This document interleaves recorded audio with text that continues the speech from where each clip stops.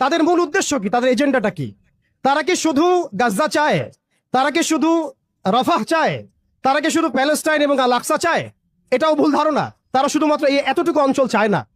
এই জায়নিস্টরা বেসিক্যালি চায়, they want to rule the world. তারা পুরো বিশ্বকে শাসন করতে চায়। They want to rule the world. তারা পুরো বিশ্বকে শাসন করতে চায়। কেন চায়? কারণ তারা প্রত্যাশা করছে, তারা বসে আছে এই অপেক্ষায় যে তাদের একজন মাসিহ আসবে। তারা বলে মিসায়া, তাদের একজন মিসায়া আসবে।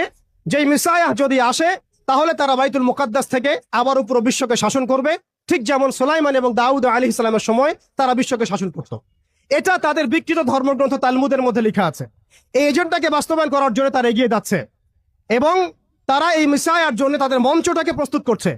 আপনি যদি মনে করেন গাজা দখল করলেই তাদের এই সন্ত্রাসবাদ থেমে যাবে, আপনি ভুল করছেন।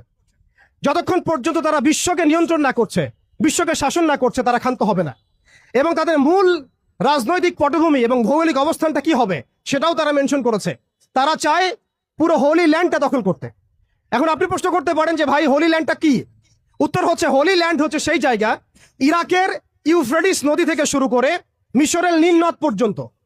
আই রিপিট, ইরাকের ইউফ্রেটিস নদী থেকে শুরু করে মিশরের নীল নদ পর্যন্ত এই পুরো জায়গাটাকে বলা হয় হোলি ল্যান্ড, অর্থাৎ পবিত্র ভূমি, আরদুল মুকাদ্দাসা। কোরআনে বলা হচ্ছে আরদুল মুকাদ্দাসা, ওদের স্ক্রিপচারে বলা হচ্ছে হোলি ল্যান্ড।